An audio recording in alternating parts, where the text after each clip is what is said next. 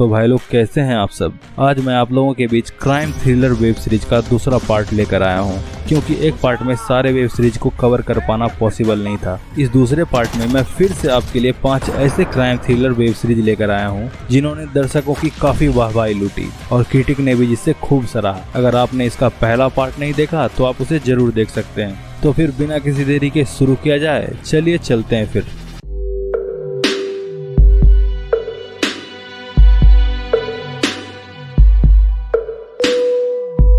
Number पर 8.1 IMDb rating के साथ है criminal justice season 1। Criminal justice के पहले सीजन की कहानी है कि युवा लड़के आदित्य की। पढ़ने लिखने में होशियार आदित्य एक अच्छा खिलाड़ी भी है, लेकिन एक हादसा उसकी पूरी किस्मत बदल कर रख देता है और वह सलाखों के पीछे चला जाता है। दरअसल होता यूं है, एक रात आदित्य अपने पिता की जगह कैब चला रहा होता है और उसी कैब में उसकी मुलाकात एक खूबसूरत लड़की से हो जाती है। दोनों एक दूसरे की ओर आकर्षित होते हैं और वह रात दोनों साथ में बिताते हैं। लेकिन सुबह जब आदित्य की आंख खुलती है तो वह उस लड़की को खून से लथपथ बेड पर मरा हुआ पाता है और उसी खून के इल्जाम में आदित्य को सलाखों के पीछे धकेल दिया जाता है। क्या उसने सच में खून किया है या उसे फंसाया जा रहा है? इसके लिए तो आपको वेब सीरीज देखनी होगी। अगर इसके किरदारों की बात करें तो विक्रांत मेसी के अलावा पंकज त्रिपाठी और जैकी श्रॉफ ने भी अपना काम बेहतरीन ढंग से निभाया है। ओवरऑल अगर कहा जाए तो यह एक perfect crime thriller web series है। आप इसे अभी हॉटस्टार के प्लेटफॉर्म पर देख सकते हैं। चौथे नंबर पर 8.3 IMDb रेटिंग के साथ है ब्रीथ सीजन 1।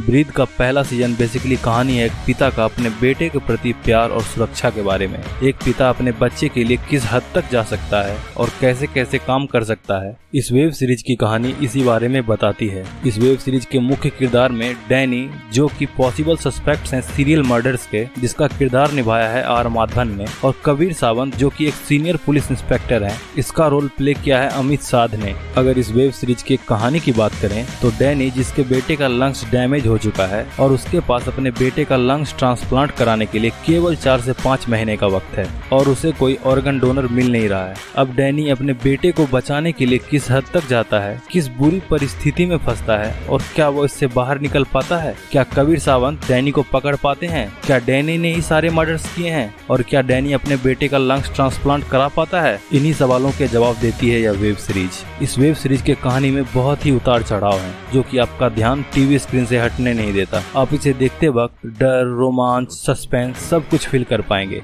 अगर आपने इसे अभी तक नहीं देखा तो आप इसे अमेजन प्राइम के प्लेटफॉर्म पर देख सकते हैं। इसका दूसरा सीजन भी रिलीज कर दिया गया है, जिसकी मुख्य भूमिका में अभिषेक बच्चन है।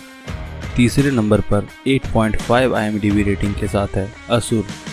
वुड सेलेक्ट ओरिजिनल पर रिलीज हुई वेब सीरीज असुर में साइंस और मैथोलॉजी को मिलाकर एक ऐसी कहानी दिखाने की कोशिश की गई है, इसे टीवी स्क्रीन पर देखना दर्शकों के लिए यकीनन काफी मजेदार साबित होता है। यह वेब सीरीज एक सस्पेंस क्राइम थ्रिलर है जिसमें लॉजिक और मान्यता दोनों ही एक साथ आगे बढ़ते हैं। बेसिकली ये कहानी है फॉरेंसिक एक्सपर्ट निखिल, जिसका किरदार निभाया है वरुण सोबती ने, और CBI ऑफिसर धनंजय राजपूत, जिसका किरदार निभाया है अरशद वारसी ने, और एक ऐसा किरदार जो खुद को असुर मान बैठा है। इन तीनों के इर्द गिर्द घूमती है। असुर, जो कि पास्ट में हुई कुछ घटनाओं के चलते निखिल और धनंजय से जुड़ा हुआ है, उनसे संपर्क करने की कोशिश करता है। जहां वो निखिल को अपना दोस्त समझता है तो वहीं धनंजय को अपना दुश्मन। लेकिन खास बात यह है कि दोनों इस बात से अनजान है। ऐसे में असुर इन दोनों को अपने पास बुलाने के लिए एक ऐसा प्लान बनाता है जिसमें सभी उलझ कर रह जाते हैं। इसके बाद शुरू होता है सीरियल किलिंग्स का एक खौफनाक सिलसिला। अब ये सीरियल किलर कौन है और उसका कहानी के मुख्य किरदारों से क्या रिश्ता है, इसके लिए तो आपको खुद वेब सीरीज देखनी होगी। लेकिन यह वेब सीरीज शुरू से लेकर अंत तक आपको बांधे रखती है और यकीनन इसका अंत आपकी उम्मीदों से एकदम परे होगा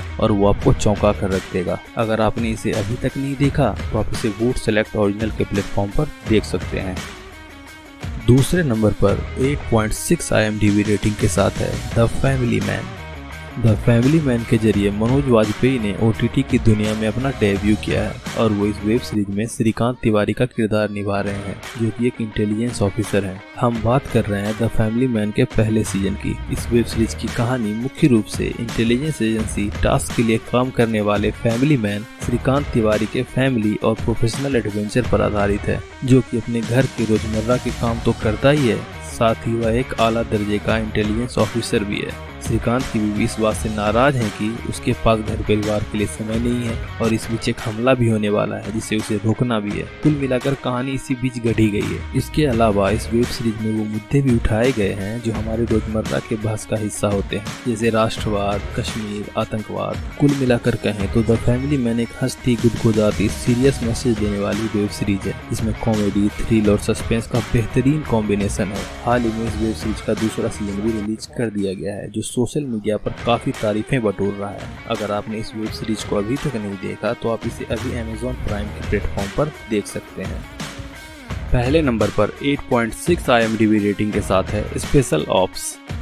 13 दिसंबर 2001 में नई दिल्ली स्थित भारत की संसद पर एक आतंकी हमला हुआ था। बेसिकली इसी संसद अटैक पर आधारित एक क्राइम थ्रिलर वेब सीरीज है स्पेशल ऑप्स। अगर इस वेब सीरीज की कहानी की बात करें तो संसद पर हुए आतंकी हमले में हिम्मत सिंह, जिसका किरदार निभाया है के मेनन ने, इनको एक छठे आतंकी के होने का विश्वास है। यह वही आतंकी है जो 2001 में हिम्मत सिंह के हाथ से बचकर निकल गया था और उसकी खोज में हिम्मत सिंह पिछले 19 साल से लगा हुआ है। इस वेब सीरीज की पूरी कहानी उसी शख्स को ढूंढने में बीत जाती है और साथ ही साथ आपको 2001 से 2019 तक के बड़े से बड़े आतंकी हमले के बारे में जानने को मिलता है, फिर चाहे 2008 में मुंबई अटैक हो या फिर अजमल कसाब की एंट्री। कुल मिलाकर कहें तो यह एक must watch crime thriller web series है। इसे देखने के बाद आप बिल्कुल निराश नहीं होंगे, बल्कि आप इसकी कहानी में खो जाएंगे, इस बात की गारंटी मेरी है। अगर आपने अभी तक यह वेब सीरीज नहीं देखी तो आप इसे अभी हॉटस्टार के प्लेटफॉर्म पर देख सकते हैं। तो यहीं पे समाप्त होती है आज की हमारी द बेस्ट 5 की लिस्ट। आपको यह वीडियो कैसा लगा कमेंट सेक्शन में अपनी राय जरूर दें। वीडियो को लाइक और चैनल को सब्सक्राइब जरूर करें। फिर मिलते हैं किसी और टॉपिक के साथ अगली वीडियो में। तब तक के लिए जय हिंद, जय भारत।